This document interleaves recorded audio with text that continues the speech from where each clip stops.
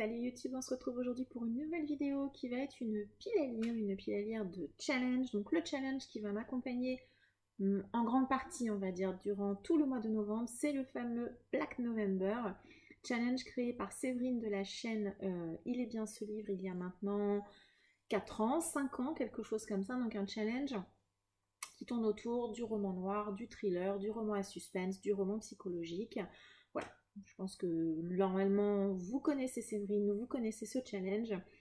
Un challenge auquel j'aime beaucoup participer parce que le thriller c'est un genre que j'aime, que je ne lis pas forcément autant que la SFFF, mais c'est un genre que j'aime malgré tout beaucoup. Donc j'y participe je crois depuis la première année.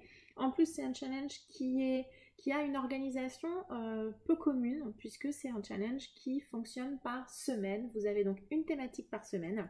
On va démarrer le 1er novembre et cette année on tirera un tout petit peu jusqu'au 3 décembre, mais je vais vous expliquer pourquoi. Donc on a donc 5 consignes et 2 consignes un petit peu bonus. Voilà. Ben, c'est parti, je vais vous présenter ma pile à lire. J'ai été très raisonnable cette année comparativement aux années antérieures où j'avais fait des grosses piles à lire. Cette année j'ai été beaucoup plus réaliste, donc ma pile à lire va être beaucoup plus petite, beaucoup plus raisonnable. Pour plusieurs raisons, parce que déjà depuis septembre j'ai un rythme de lecture, en tout cas au niveau des romans, qui n'est absolument pas incroyable, donc je ne veux pas entre guillemets me mettre de la pression inutile. Et puis le mois de novembre je vais faire le Black November, mais j'aimerais également terminer, ou en tout cas avancer au maximum les titres restants pour le Pumpkin Autumn Challenge, pour lequel je n'ai pas énormément avancé, il faut bien l'avouer. Donc on démarre tout de suite, première semaine, donc c'est la semaine du 1er au 7 novembre. Comme d'habitude j'ai mon anti-sèche sur le téléphone. Donc cette première semaine c'est une consigne que moi j'aime beaucoup, qui est une consigne assez originale. Donc elle nous demande de lire un auteur mort, donc une consigne qui nous a beaucoup amusé, qui est un peu un espèce de running gag qui revient un petit peu partout. Moi, j'ai choisi de lire un titre de Thierry Jonquet et j'ai pris Moloch chez Folio Policier, donc de Thierry Jonquet. J'avais lu Migale il y a 2 ans, je crois. Oui, ça doit être ça, 2 ans. Que j'avais beaucoup aimé, vraiment beaucoup aimé. Un titre court, extrêmement impactant. J'avais beaucoup aimé l'écriture et la manière de construire son histoire de Thierry Jonquet.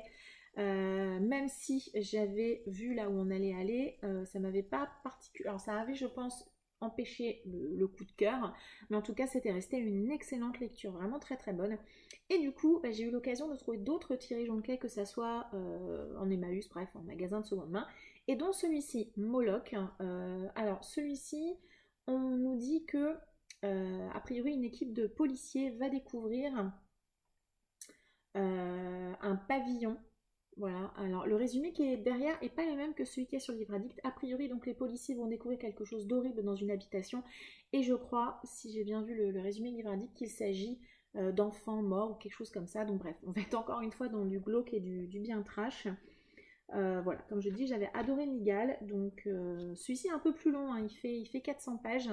Mais voilà, donc c'est le seul titre que j'ai mis pour cette semaine. Vous voyez, j'ai été très raisonnable. Deuxième semaine, semaine du 8 au 14 novembre, donc lire un thriller dont le titre contient un chiffre, un jour de la semaine, un mois ou une date. Vous avez compris l'idée. Et pour cette semaine-là, j'y ai mis 2 titres. Donc j'ai d'abord mis une relique, parce que c'est un titre qui est à la maison depuis très longtemps. C'est 6 femmes de Tina Seskis, publié chez Pocket. De Tina Seskis, j'avais lu il y a vraiment longtemps. Je crois que c'est 2016 que je l'ai lu, c'est Partir. On n'est pas dans le thriller, on est plutôt dans le roman psychologique, roman à suspense, on va dire. J'avais bien aimé Partir, voilà, c'était pas le titre du siècle, mais j'avais passé un bon moment. Et je crois que celui-ci, je l'avais trouvé pareil dans un magasin de seconde main, donc je l'avais pris, puisque voilà, je garde plutôt un bon souvenir. Et alors ici, ce qui m'avait branché, c'est qu'a priori, on va avoir 6 femmes qui vont se retrouver, qui ont l'habitude de se rencontrer une fois par an. Alors je sais pas si c'est dans un repas ou dans un hôtel ou quelque chose comme ça. Et elles vont se retrouver, donc un peu comme habituellement, ces 6 femmes, et bien tous les secrets, tout ce qu'elles se cachent les unes les autres vont exploser. Et on parle également d'un terrible événement qui va faire basculer la soirée. Voilà, donc j'en sais pas plus. Ça se lisait bien, franchement, moi j'ai souvenir que ça se lisait très bien. C'est un titre et une autrice que je vois peu passer en plus, donc bah voilà, je suis ravie de pouvoir le caser. En plus, c'est un titre que j'ai à la maison depuis un petit moment.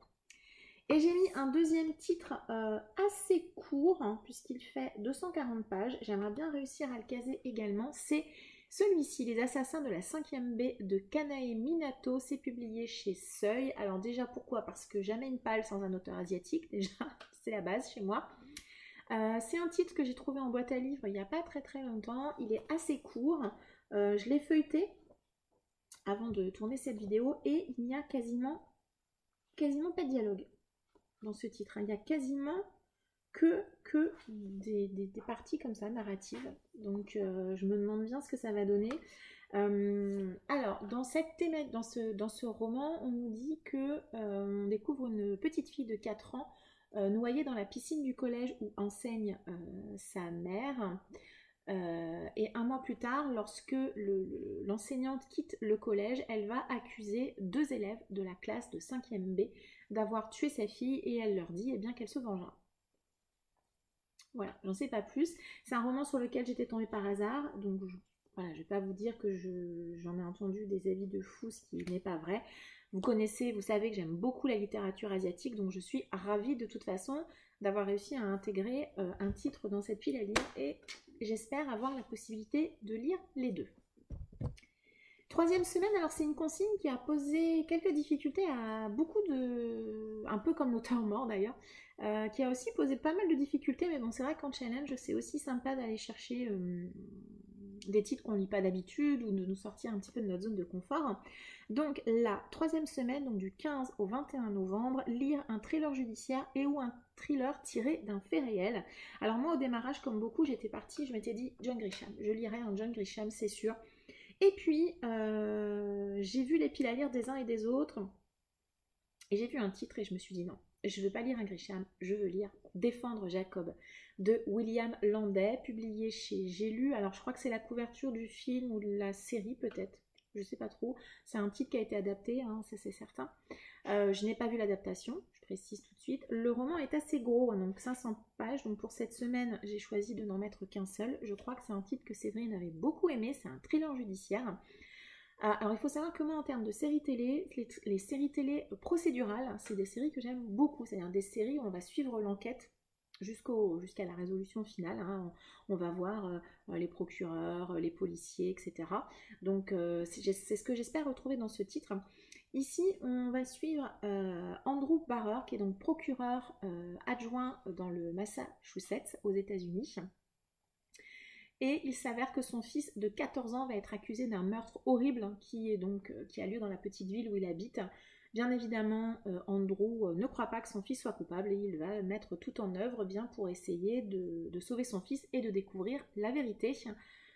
Thriller procédural, je n'en ai mis qu'un seul parce qu'il fait 500 pages, je pense qu'il va m'occuper une bonne partie de la semaine, sachant que, non, 15 ou 21, c'est pas la semaine où il y a le pont. En tout cas pour moi, mais j'ai vraiment super hâte de le lire et je n'ai mis qu'un seul titre, donc j'ai bon espoir. 4e semaine, une consigne ultra simple, du 22 au 28 novembre, lire un thriller issu d'une saga. Qui n'a pas de saga dans sa pile à lire? Alors saga, on entend en termes de thriller des titres avec des personnages récurrents. J'ai choisi 2 titres parce que je n'ai pas réussi à choisir. Voilà, je ne sais pas si je lirai les deux. Je sais pas si j'en lirai qu'un sur les deux, lequel je lirai. Là, maintenant, si vous me demandez de choisir, c'est quasi mission impossible. C'est 2 séries que j'aime, on peut dire d'amour. Donc j'ai d'abord mis L'effet papillon de Jussi Adler-Olsen. C'est le tome 5, je crois, des enquêtes du département V. Je crois que c'est le 5. Ouais, c'est ça, c'est le tome 5. C'est une jolie briquette. Il fait 700 pages, mais moi je trouve que ça se lit tout seul. Dans cette saga, donc c'est une saga qui va mettre en scène une équipe d'enquêteurs qui travaillent sur des cold cases en Norvège, Suède, Danemark, dans un pays nordique, je ne sais plus lequel. Et en fait la force de Jussi Adler-Olsen, c'est de nous rendre cette équipe de policiers tellement attachants. Ouais, vraiment c'est exactement ça, ils sont super attachants. En plus on découvre leur histoire au fur et à mesure les uns à la suite des autres. Mon préféré de cette série reste le tome 2, Profanation je crois, C'est celui que j'ai préféré, que j'avais dévoré, mais j'ai aussi beaucoup aimé les autres. Et plus le temps passe, et plus en fait les enquêtes m'intéressent moins, et je préfère ce qu'il y a à l'arrière-plan avec l'équipe de flics. Moi j'aime beaucoup cette série que je vous recommande si vous n'avez jamais lu, ça se lit tout seul. Alors c'est vrai qu'il faut aimer quand même le polar nordique un minimum, hein. Et j'ai mis une deuxième série aussi avec un personnage récurrent que j'adore. J'ai mis Croisière maudite de Preston and Child avec l'inspecteur Pendergast. Ça doit être le tome 7, 8, je ne sais plus. Je ne sais pas non plus combien il y a d'épisodes. J'adore cet enquêteur. Un enquêteur qui est un espèce de Sherlock Holmes moderne, extrêmement intelligent, extrêmement malin. Et puis les deux auteurs, puisque c'est un duo d'auteurs, à chaque fois nous mêlent ça avec des choses un petit peu ésotériques, un petit peu historiques. On a plusieurs tomes de cette série, en tout cas sur les premiers, qui se passent au Muséum d'Histoire Naturelle de New York, notamment Relique. Voilà, c'est une série que j'aime beaucoup aussi, j'aime ce personnage, est vraiment hyper intriguant. Les 3 tomes précédents forment une trilogie à l'intérieur de l'histoire, on rencontre le frère de Pendergast, on découvre un petit peu toute cette famille. C'est une série que j'adore, vraiment c'est une série que j'aime beaucoup, et bah voilà, et je serais vraiment, il va falloir que je choisisse, et franchement ça va être très dur parce que je suis pas certaine de réussir à lire les deux. Ouais, je sais pas. 500 pages celui-ci, 700 celui-là, je sais pas. Franchement, je sais pas. Quand j'ai fait ma pile à lire au début, j'avais mis celui-ci. Et après, je me suis dit, ah, quand même, Pendergast, ça fait longtemps que j'en ai pas lu et je sais pas. Franchement, je suis dans l'indécision la plus totale. Je ne sais pas lequel choisir. Vraiment, je ne sais pas. 5e semaine. Alors, c'est la semaine qui va s'étendre du 19 novembre, non, du 29 novembre pardon, au 3 décembre. Alors pourquoi le 3 décembre déjà? Parce que cette année, le 29 et le 30 tombaient le lundi et le mardi, c'était sur 2 jours, c'était un peu court. Hein. Et du coup, lors du live que Séverine avait organisé pour bien choisir les consignes, etc., est sortie l'idée, et l'excellente idée, qui était pourquoi de ne pas prolonger jusqu'au 3 décembre et de mettre une thématique du coup, qui collerait également avec le mois de décembre. Et du coup, la consigne qui en est ressortie, c'est lire un thriller dont la couverture rappelle l'hiver, Noël ou les fêtes de fin d'année. Et moi, j'ai choisi de lire Boréal de Sonia Delzong, publié chez Folio Policier, donc avec cette couverture nordique, hein, avec cet ours polaire. Et en plus, je crois que c'est une histoire qui se passe au Groenland, en tout cas, c'est ce qu'on nous dit à l'arrière. Je sais pas trop honnêtement quel est le résumé de cette histoire. C'est une autrice que je n'ai jamais lue, Sonia Delzong. Mais j'ai envie de la découvrir, et je ne vous cache pas que je n'avais pas forcément envie dans cette pile à lire de mettre de premier tome de saga de personnages récurrents. J'avais vraiment envie de mettre un one shot, le maximum de one shot, sauf pour la catégorie saga bien sûr, puisque c'est un petit peu un toc de lecteur, on va dire. En cette fin d'année, je n'ai pas envie de démarrer de nouvelles sagas, j'ai plutôt envie d'avancer mes sagas en cours, voire d'en terminer certaines. Donc j'ai fouiné un petit peu et j'ai trouvé dans ma pile à lire celui-ci, qui est donc une très jolie couverture en plus, hein, voilà, et un thriller. Je ne me rappelle pas du tout de l'avis de Séverine sur ce titre, je sais qu'elle l'a lu, je ne me rappelle pas de son avis, donc écoutez, comme ça c'est plutôt pas mal aussi de découvrir un titre sans avoir d'a priori qu'il soit positif ou négatif. Donc voilà pour ma pile à lire du Black November 2021. Il y a également 2 catégories bonus. Donc Séverine a lancé, première catégorie bonus, lire pendant tout ce mois un maximum d'auteurs de nationalités différentes. Donc j'ai essayé de mixer les nationalités sans forcément faire trop compliqué. Donc Thierry Jonquet est français, Tina Seskis est anglaise, là nous avons une autrice japonaise, je dis une autrice, oui une autrice. William Landay, j'ai pas vérifié mais à mon avis il est américain, je suppose. Américain? Australien? Non, je dirais américain. Traduit de l'anglais États-Unis, c'est ça, il est américain. Donc là j'ai mon nordique, hein, je ne sais plus de quelle nationalité il est, mais c'est un nordique. Preston and Child sont 2 auteurs américains également, et puis je pense que Sonia Delzong est française. Je pense qu'elle est française. Elle vit aujourd'hui à Lyon. Donc je pense qu'elle est de nationalité française. Donc voilà, il y a pas mal de nationalités dans cette pile à lire. C'est une consigne que je trouve vraiment très sympa. Elle permet, pourquoi pas, d'aller élargir un petit peu ses univers et puis d'aller fouiner dans des pays ou des contrées qu'on ne lit pas ou peu. Par exemple, je me suis rendu compte que je lisais quasiment pas et que j'avais quasiment pas d'auteurs africain dans ma pile à lire, ce qui est très dommage, vraiment très très dommage. C'est le hasard complet quand on achète un livre. En tout cas pour ma part, je ne regarde pas du tout la nationalité de l'auteur.